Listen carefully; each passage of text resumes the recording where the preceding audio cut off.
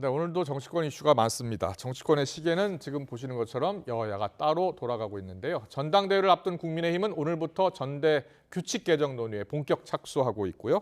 야3당은 여당 없이 이태원 참사 국정조사 특위 가동에 나섰습니다. 예산 협상은 경찰국 예산 같은 몇 가지 쟁점에 대해서 여전히 이견을 좁히지 못하고 있습니다. 오늘의 전국 현안은 김형준 명지대 특임교수, 배종찬 인사이트K 연구소장과 짚어보겠습니다. 어서 오십시오. 네, 안녕하세요. 안녕하십니까? 안녕하십니까?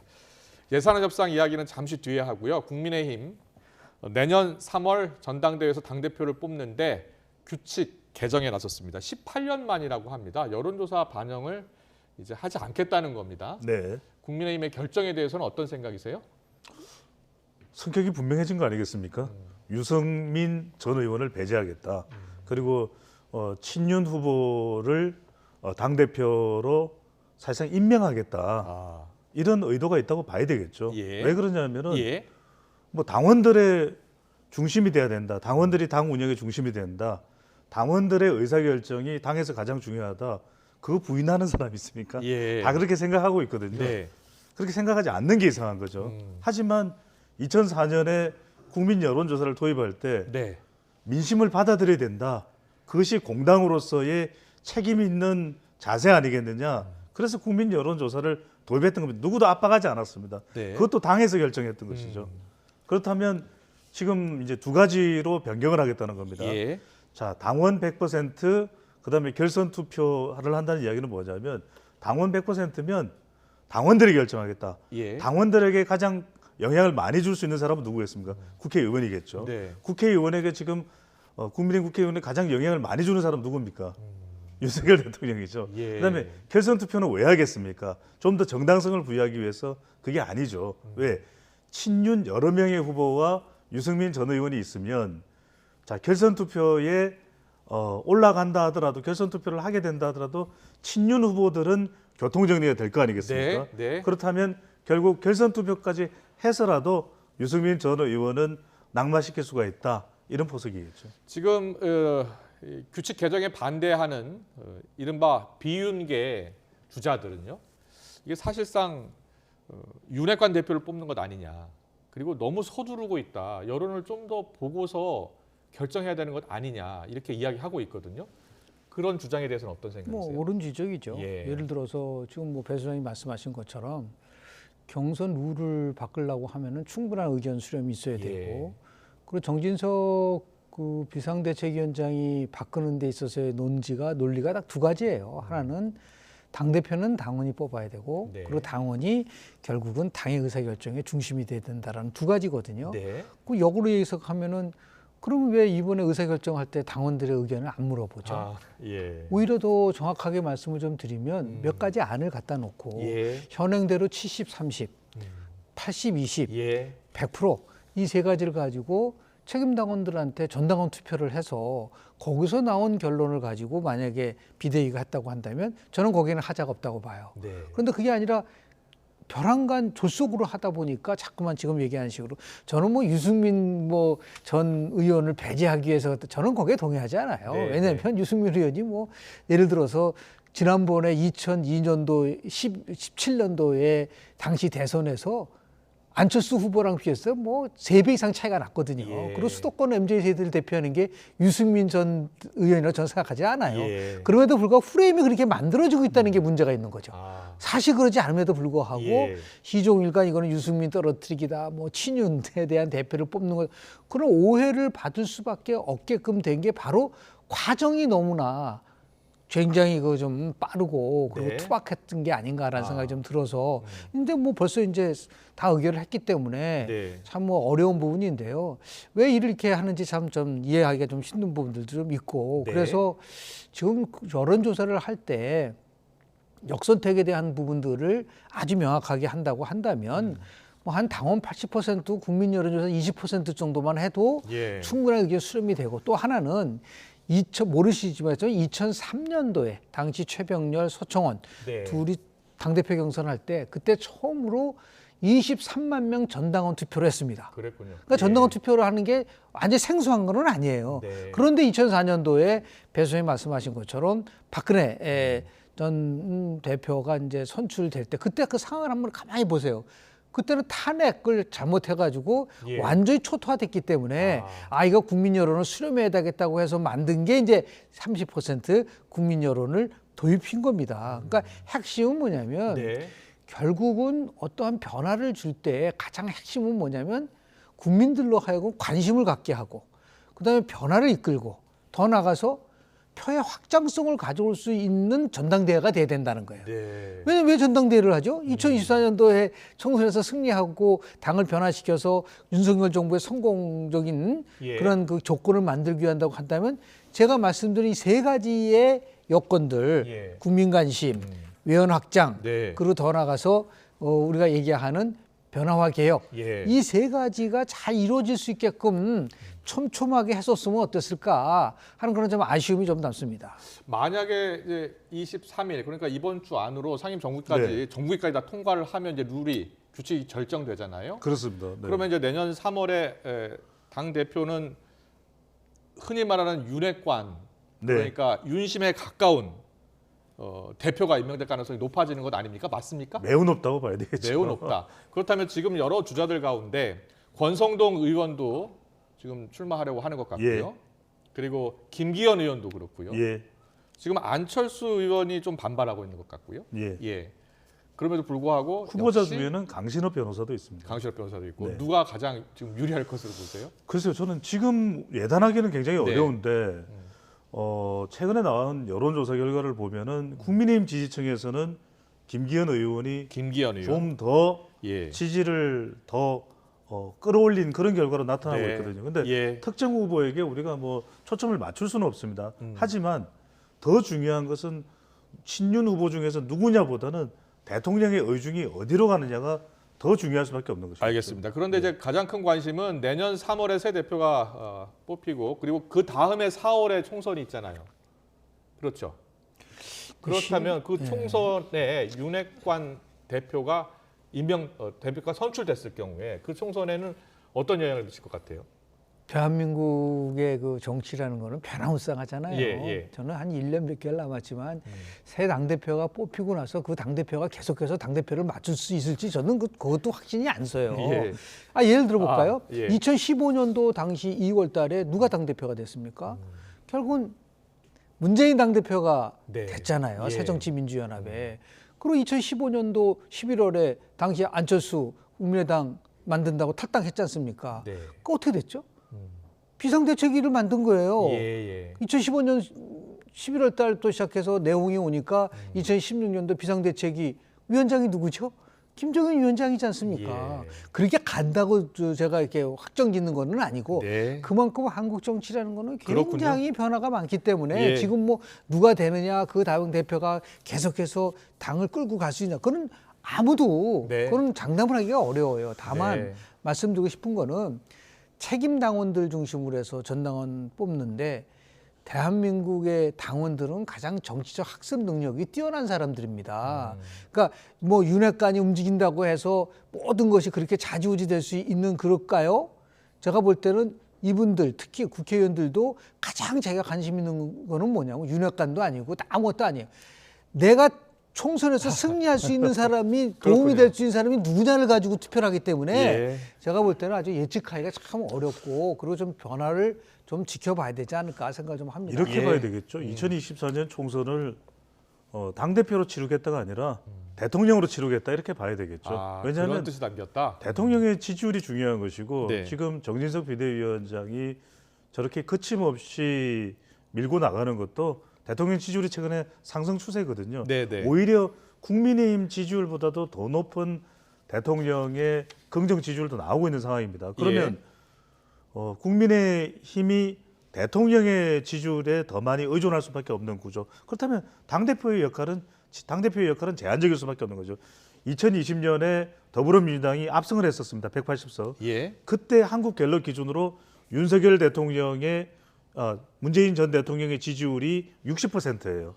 그러면 300명을 60%로 곱하면 몇 명이 나옵니까? 예. 180명이에요. 예. 그러면 윤석열 대통령 지지율을 끌어올리면 당대표가 중요한 것이 아니라 얼마든지 총선 이길 수 있다. 그렇다면 당대표의 역할은 뭐가 중요하냐? 대통령을 잘 보좌할 수 있는 사람, 네. 대통령의 의중에 잘 따를 수 있는 사람이 되는 거죠. 알겠습니다. 결국은 이른바 윤핵관 대표가 될 가능성이 높고 결국은 윤석열 대통령으로 선거를 치르겠다는 생각 아니겠느냐 이렇게 이야기해 주셨는데 윤석열 대통령 지지율이 지금 나왔는데요. 리얼미터 조사 결과 보겠습니다. 지난 6월 이후 처음으로 40%대를 기록했습니다. 2.7%포인트 오른 41.1%, 5개월여 만에 40%대 회복이거든요. 자, 최근에 지지율 상승의 배경을 어떻게 분석하고 계세요? 저 그래프를 보시면요. 예. 11월 3주서부터 계속해서 완만하게 상승 곡선을 고르다가 네. 40%대로 돌입했지 않습니까? 네. 그런데 그 기간 동안 한번 보세요. 어떤 일이 벌어졌는가. 네. 왜냐하면 가장 우리가 이태원 우리 참사가 있었고요. 예. 그리고 지금 화물연대 파업이 좀 있었고요. 네. 그리고 더 나가서 이제 외교 순방도 있었습니다. 예. 대통령 외교 순방. 또 그 더 나가서 어저께인가요? 지금 북한이 계속해서 좀 미사일을 쏘고 있고요. 네, 안보 네. 위협을 좀 느끼게 예, 하는 예. 정도인데 저는 세 가지로 아주 단정적으로 얘기를 합니다. 제일 첫 번째는 대통령이 최근에 국정 기조와 관련된 부분들을 좀 명확하게 했다. 네. 그러면서 미래 담론을 제시한 거예요. 예. 저는 1차 국정과제 점검회의에서 나름대로 어떤 것이 핵심이었느냐면 3대 개혁을 얘기를 했어요. 연금, 네. 노동, 교육. 그런데 그런 것을 중심으로 왜 해야 되느냐는 문제를 제기한 거죠. 예. 미래 세대를 하기를 위해서 개혁을 할 수밖에 없다고 얘기를 해서 그것이 바로 반영이 돼서 저 리얼미터 조사를 보면은 20대에서는 무려 9.5%포인트가 높아집니다. 예. 이것이 갖고 있는 함의를 잘 봐야 된다. 네. 두 번째는 윤석열 다음의 회복이다. 그러니까 윤석열 대통령이 대통령 될 때의 법과 원칙, 공정과 상식을 굉장히 많이 얘기를 했어요. 공정과 상식은 조금 집권 초기부터 흔들렸지만 이제 법과 원칙은 화물연대 파업에 대한 강력한 대응, 원칙적 대응을 하다 보니까 법과 원칙이라는 부분을 이제 대통령의 이미지와 같이 맞물려서 돌아가게 할 수 있는 부분들이 생겼다고 저는 이제 보는 거죠. 예. 이런 것들이 실제로 보면은 대통령의 국정운영 지지도를 조금씩 끌어. 마지막으로는 참 아이러니인 거예요. 여의도 정치에 대한 환멸. 국민들이 지금 여의도가 좀 한마디로 얘기해 저게 국회냐. 예. 자, 12월 2일 날 법정 시한 안 지켜요. 12월 9일 날 정기국회에도 통과 못 합니다. 의장이 얘기한 12월 15일 날도 안 지켜요. 네. 저런 국회에 관련돼서 화가 반사 이익을 지금 이끌지 않느냐. 반사 그런 이익도 면에서 얻고 있다. 예, 미래 담론 제시, 네. 윤석열 다음에 회복, 그리고 지금 여의도 정치에 대한 나름대로 혐오감 이런 것들이 같이 함께 맞물려서 저렇게 41.1%까지 올라간 부분들도 있지 않을까라는 네. 생각. 하나 흥미로운 거는 뭐냐면요. 여기서 보면은 40대가 가장 취약한 계층이거든요. 네, 이 정부에. 네.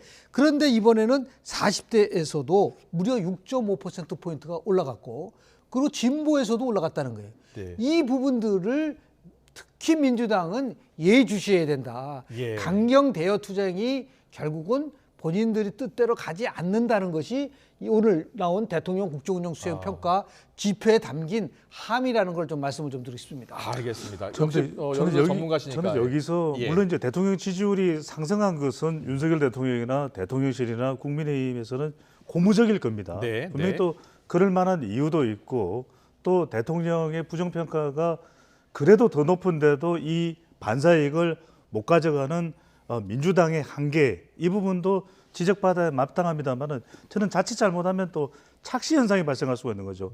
과연 지금 윤석열 대통령의 미래 담론에 대한 평가를 온전히 받은 걸까요? 저는 오히려 그렇다기보다는 지난 대선에서 윤석열 대통령이 얻었던 득표율이 48.56%입니다. 예, 예. 저는 이른바 지난 대선에서 윤석열 대통령에게 투표했던 윤찍 지지층들을 결집하고 있는 상황이고 이른바 단대 효과거든요. 매사에 지금 윤석열 대통령이 이제 단호한 대응입니다. 북한에 대해서도 단호한 대응, 화물연대 파업에 대해서도 단호한 대응, 법과 원칙이죠. 네. 심지어는 법인세에 대해서도 단호한 대응, 문재인 정권에 대해서도 단호한 대응, 시종일관 단호한 대응인데 네. 그러면 단호한 대응만 계속해서 지지율이 60%, 70% 올라갈까요? 그렇지는 않을 겁니다. 그런데 왜 제가 착시 현상이라는 말씀드리면 누구라도 우리 방송을 보시는 분들은 윤석열 대통령을 지금 잘한다고 평가하는 국민들도 통합과 소통과 협치가 중요한지를 모르는 국민들은 없을 겁니다. 그래서 저는 더 지지율이 올라가기 위해서는 대통령이 항상 매사에 단호한 대응만 할 수는 없는 것이거든요. 그런데 지지율이 올라가니까 국민의힘도 그렇고 대통령실도 그렇고 그래 단호한 대응이 능사야. 끝까지 단호한 대응. 예산안도 3%포인트 법인세 인하 안 해주면 예. 아 우리 이거 타협 못해 이렇게 될 수 있는 거죠. 예산안 이야기 좀 더 하겠습니다. 그러면 예산안 최장 지각 지금 불명예 앉게 됐죠. 여야요. 네 번째 디데이를 오늘 또 맞았는데 어려울 것 같습니다. 경찰국 법무부 인사정보관리단 예산이 마지막 쟁점이 되고 있고요. 국민의힘은 대선 불복 정권을 인정하지 않겠다는 거냐면서 비판의 목소리를 높이고 있고 민주당은 윤 대통령의 하명 기다리는 윤심 종속당이라면서 국회의장 중재안 수용을 촉구하고 있습니다. 여야 입장 듣고서 이야기 더 나누겠습니다. 쟁점으로 남은 것이 경찰국 운영 예산과 인사정보관리단 운영 예산입니다. 그 예산을 전액 깎자고 하고 있습니다. 대선 불복이자 정권을 인정하지 않겠다는 말이나 다름이 없습니다. 예산 통과가 빨리 되어야만 국정조사도 원만히 될 것이기 때문에 주말 내내 오매불망 윤심에 막혀 또다시 헛바퀴만 돌았습니다. 지금 대한민국 국회에 집권 여당이 있는지 의문입니다. 집권당이 아니라 종속당, 국민의힘이 아니라 용산의 힘이라 해야 할 것입니다. 새해까지 딱 2주 남았습니다. 이제는 결단의 시간입니다. 국회 선진화법 통과 이후 지금 가장 늦어지고 있는 예산안입니다. 여야가 합의 보기가 이렇게 어려운 사안들이라고 보십니까? 지금 사안들이? 지금 나와 있는 크게 두 가지 쟁점 같아요. 법인세 3%를 어느 정도 조정하느냐 문제와 지금 한 5억 원 정도 예산 들어서 지금 경찰국하고 인사관리단에 그럼 지금 우리나라 예산이 지금 거의 640조 정도 되거든요. 5억 때문에 640조가 저렇게 휘청거린다라는 거는 저는 다른 걸 떠나서 저는 김진표 의장이 얘기한 게 맞아요. 참 양심도 없다. 이거 왜 그러면 12월 2일 날 그 법정 시한을 하느냐면요. 한 달 정도, 3주 정도는 준비를 해서 바로 1월 1일부터 집행이 돼야 돼요. 특히 취약계층들 분들 같은 경우는 국가의 지원을 받지 못하면 바로 고통을 받거든요. 그런데 이렇게 뭐 연말까지 가고 준예산까지 나온다는 거는 결국 국회가 자신의 존재 이유를 스스로 부정하는 행위 수밖에 없어요. 그래서 오늘 진짜 마지막 데드라인이라고 보고 합의 처리를 해서 이 문제를 풀지 않으면 이제 국회 무용론까지 나올 거라고 저는 볼 수밖에 없고 국민에게도 수첩이 있어요. 다 적어둬야 돼요. 지금 국회가 어떻게 하고 있는지.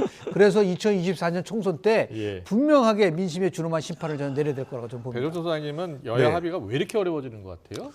뭐 아니면 독이 때문에 그런 거죠. 그러니까 예산안이라는 건 절충을 해야 됩니다. 그러니까 김영준 교수님께서 굉장히 뼈 때리는 중요한 말씀을 해주셨는데 무슨 말씀이냐면 거의 대부분 다 협의됐다. 그러면 행정안전부 경찰국 예산이나 지금 법무부의 인사정보관리단 예산 아니겠습니까? 그리고 이건 어차피 설치가 된 것이기 때문에 그러면 그 예산안에 대해서 타협을 못한다 하더라도 저는 예비비로 가거나 예산안을 통과시켜 놓고 추경으로 가도 된다고 봅니다. 근데 왜 못하느냐? 법인세 때문이죠. 지금 윤석열 대통령과 대통령실은 3%포인트 무조건 인하해야 되겠다. 타협 없다.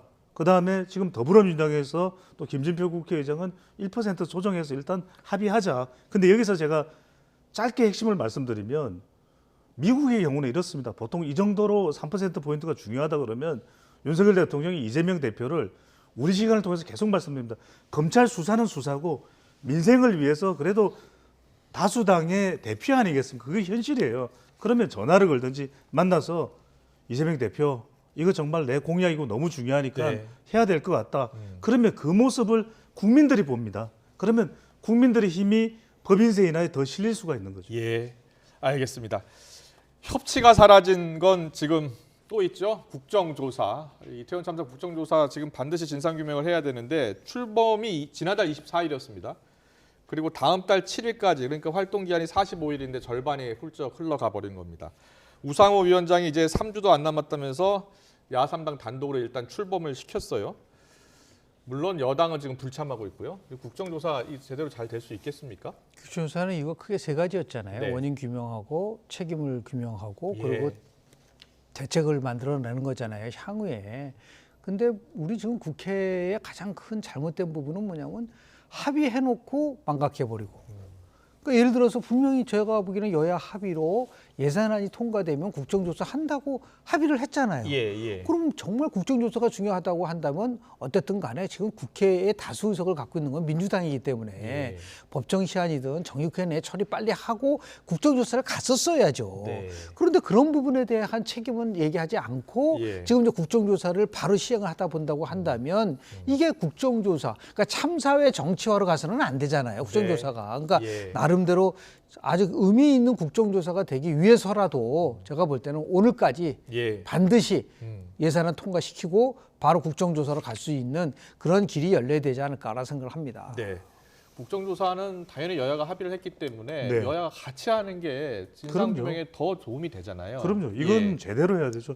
제대로 안 하면 저는 윤석열 대통령 임기 지난 이후에도 계속 이 여진이 남을 거예요. 예. 임기가 끝나도. 저는 이건 2022년에 10월 29일은 영원히 잊혀지지 않을 겁니다. 그걸 긍정하든 부정하든. 그래서 네. 저는 이 부분에 대해서는 여야 간에 모두 적극적으로 나서서 기한도 연장하고 해야 될 진상규명을 해야 되지만 저는 현실적으로 잘 되기 어렵다. 왜? 뭐 아니면 도식의 지금 여야 대결 구도가 전혀 이것이 고쳐지지 않고 있기 때문에 네. 저는 국정조사 잘 되지 않을 걸로 봅니다. 그 예측이 틀려야 될 텐데. 네. 예, 알겠습니다.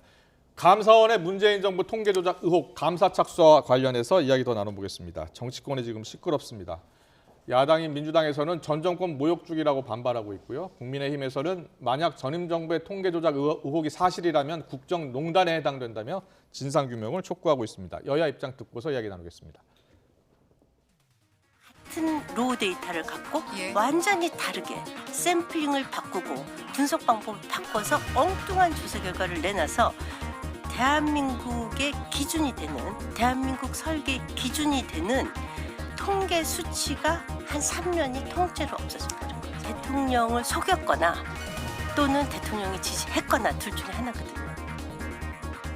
통계의 정확성을 제고하고 국민에게 투명한 그 결과를 알리기 위해서 통계 체계를 개선, 발전시키는 것은 국가기관이 마땅히 해야 할 책무입니다. 이런 개선 노력을 마치 어떤 의도를 가지고 이루어진 것처럼 언론 플레이를 통해 여론을 조작해 전 정권을 모욕 주는 행위는 비겁하고 비열한 행위입니다. 네, 여야 입장이 이렇게 첨예하게 엇갈리고 있습니다. 이 감사원에 들여다보고 있는 내용이 사실 구체적으로 뭐예요? 지금 이제 가장 이제 통계청이 이제 예. 그 당시 문재인 정부 때에 관심을 가졌던 거는 크게 세 가지였었어요. 소득에 대한 거, 네. 집값에 대한 거, 그리고 일자리에 관련된 예, 부분이거든요. 예. 고용에 예. 관련된. 이게 굉장히 좋게 나오면은 막 그 나름대로 홍보도 하고 그러지 않습니까? 근데 예. 그 소득주도 성장을 처음에 그 정부가 발표를 했을 때 아직 강력하게 얘기했던 부분은 뭐냐면 소득 성장으로 저소득 계층이 소득이 늘어나면 소비가 늘어나서 경제가 활성화되고 일자리가 늘어난다 그랬었어요. 예. 그런데 진짜 그랬느냐라는 거죠. 그런 현상이 안 나타났거든요. 예. 그러니까 이제 질타를 했죠. 야당에서는 소득성장이 잘못됐다. 그러니까 이것에 대한 부분으로 대통령이 소득 성장이 한 90% 이상 효과를 내고 있다라고 얘기한 적도 있고요. 그리고 가장 많이 든 게 뭐였었냐면 우리가 집값이 그냥 엄청나게 폭등을 했는데도 불구하고 나름대로 정상적으로 운영됐다는 얘기도 대통령이 한 적이 있고요. 그러니까 네. 지금 얘기하는 고용과 소득과 집값에 있어서의 통계치가 정확하게 객관적인 사실에 근거를 했느냐라는 게 지금 관점인 거죠. 예. 만약에 이 이제 감사 조사를 통해서 이것이 조작되거나 왜곡됐거나 떠나가서 지금 고민정 의원은 뭐라고 했냐면 모델을 바꿨다고 하는데 모델을 바꿔서는 안 되는 거였었어요. 왜 바꾸면 안 되냐면 수십 년 동안 내려왔었던 같은 모델 속에서 비교를 해야지만이 이 정부는 이거 잘했고 못했고 되는데 벼랑간 모델을 바꿔버리면 이전에 있었던 자료나 데이터가 결국 사자가 될 수밖에 없어요. 그런 면에서 저는 바꾼다는 데서 굉장히 문제 제기를 많이 했던 사람 중에 한 사람이었어요. 그런데 지금 이제 정말 감사 결과가 나와야 되겠지만 이게 조금이라도 왜곡되고 만약에 어떤 의도를 가지고 통계라는 게 얼마나 표본을 어떻게 뽑아내느냐, 수치가 나왔을 때 그걸 어떻게 해석을 하느냐, 이 문제 가지고 상당한 차이가 있는데 이게 잘못되면 정책이 잘못되고 정책이 잘못되면 국민들이 피해를 본다라는 거기 때문에 이건 굉장히 중대한 이야기라고 봅니다. 이 부분에 대해서는 철저하게 나름대로 규명이 좀 필요하지 않을까. 네, 지금 뭐 표본이 크게 증가하면서 그 표본을 어떻게 해석하느냐 그 당시 때 이제 논란이 됐었던 거가 있었고요. 그리고 지금 이게 통계 조작 의혹이고 아직 뭐 사실로 확인된 건 아니고요. 사실이라면 중대 범죄라는 게 지금 여당의 입장입니다. 당시에 황수경 전 통계청장이 1년 3개월 만에 물러나면서 이 통계가 정치 도구가 안 되게 심혈을 기울여 왔다라고 하면서 이임사하면서 울먹였다라는 이야기가 있고. 또 강신욱 신임청장은 장관님들의 정책에 좋은 통계 만들어서 정책에 보답하겠다라는 말을 해서 또 논란이 된 적이 있었습니다. 그렇죠. 그 당시에도 논란이 됐고 네. 문제가 있는 거예요. 이거는 저는 그래서 적어도 통계청을 흔들어서는 안 된다. 어떤 정권도 예. 데이터는 국가의 기관 자료거든요. 왜냐하면 그때 뭐가 문제냐면 2018년 1분기에 가계 소득 동향 조사를 합니다. 근데 네. 하위 20% 조사를 했더니 내려갔어요. 더 내려가고 소득주도 성장을 진행을 했는데 네. 그리고 상위 20%의 평균 소득이 더 올라가요. 그러면 그게 이제 5분위 배율로 우리가 구성을 해보면은 한 5.9배 차가 나거든요. 예. 그러니까 이게 아니 소득주도 성장을 진행을 했는데 소득이 더 차이가 벌어지고 있다. 이러다 보니까 황수경 전 통계청장이 경질되거든요. 네. 저는 만약에 이 자료 때문에 황수경 전 통계청장이 경질당했다면 심각한 겁니다. 왜냐하면 통계 자료는 있는 그대로 가야 되잖아요. 네, 그런데 네. 문제는 뭐냐면 강신욱 통계청장이 들어와서 조사 방식을 바꿔요. 조사 방식을 바꿔서 2019년 조사에서 격차가 하위와 상위가 좁혀집니다. 소득주도 성장 성과인데, 근데 2020년에는 또 벌어져요. 아, 이게 뭐냐면 예. 이게 정말 오락가락하는 이 상황이 연출되면 안 되는 것이거든요. 네. 그때도 논란이 됐고 저도 데이터를 하는 사람이지만 지금도 문제가 있는 것으로 보입니다. 네, 일단은 뭐 아직 사실로 확인된 것은 없고요. 감사원도 두 전직 통계청장을 불러서 조사를 했고 당시 수석이었던 홍장표 수석도 소환을 검토하는 것 정도까지만 나와 있는 상황입니다. 어쨌든 철저한 수사로서 진상은 규명이 돼야 할 것 같습니다. 네, 지금까지 배종찬 인사이트K 연구소장 김영준 명지대 특임교수와 함께했습니다. 잘 들었습니다. 감사합니다. 고맙습니다. 감사합니다.